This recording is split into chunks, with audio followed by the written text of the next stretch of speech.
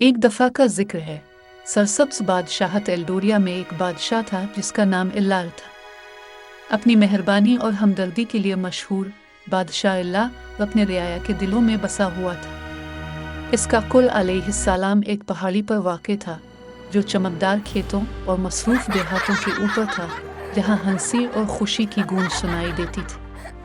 बादशाह इल्लाल का यकीन था कि एक हुक्मरान की हकीकी ताकत इसके लोगों की भलाई में है। हर सुबह वो सूरज के साथ उठता, सादा लिबास पहनता और देहातों में अपने रियाया से मिलने निकलता।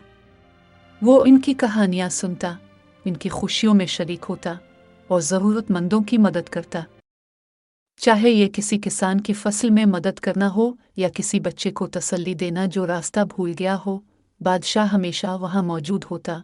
एक दिन जब वो बाजार में घूम रहा था, उसने शहर के चौक के करीब एक हंगामा देखा। एक नौजवान लड़की जिसका नाम लैला था, बेहद रो रही थी। फिक्रमंद होकर बादशाह अल-अरियक उसके करीब गया। तुम्हें क्या परेशान कर रहा है, प्यारी बच्ची? उसने नरमी से पूछा। लैला ने ऊपर देखा। इसकी आंखें आंसुओं से भरी हुई थी। मेरी फैमिली गरीब है और हम खाना नहीं खरीद सकते।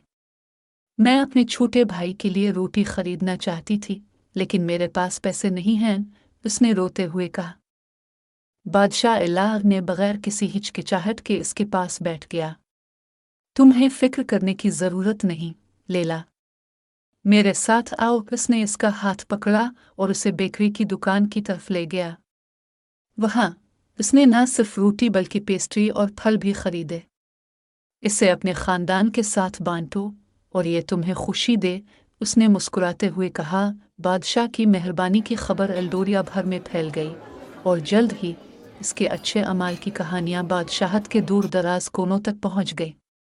एक दिन एक मुसाफिर दूर दराज के मुख से किले के दरवाजे पर आया, बादशाह से मुलाकात की ख्वाहिश रखते हुए।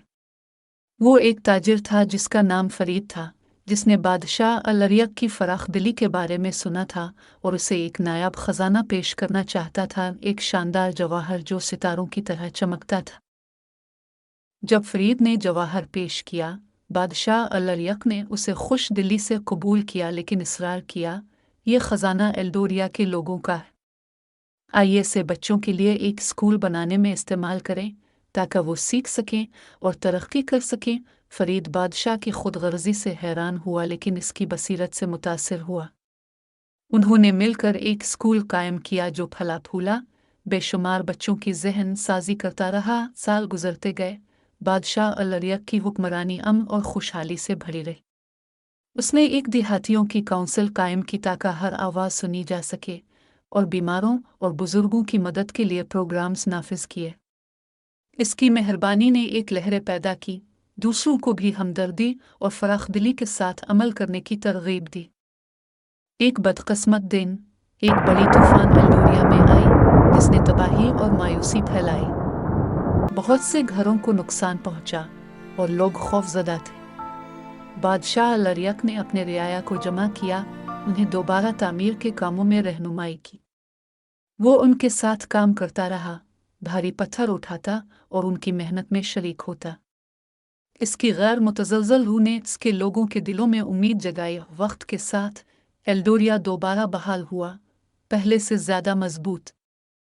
बादशाह अल-अरियक और उसके रियाया के दरमियान रिश्ता मज़ीद गहरा हुआ और उन्होंने अपनी इत्तेहाद का जश्न एक अजीम जश्न के साथ मनाया। जब सूरज गुरूब हुआ, आसमान को सोने और सुर्ख रंगों से रोशन किया, बादशाह अल-अरियक अपने लोगों के सामने खड़ा हुआ।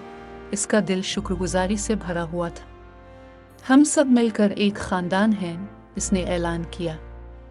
आओ मेहरबानी को अपनी विरासत बनाएं, क्योंकि ये सबसे बड़ा खजाना है। और यूं बादशाहत फली फूली, हमेशा के लिए एक ऐसे बादशाह की मेहरबानी से निशान जद हुई जो समझता था कि हकीकी ताकत मोहब्बत और हमदर्दी में है।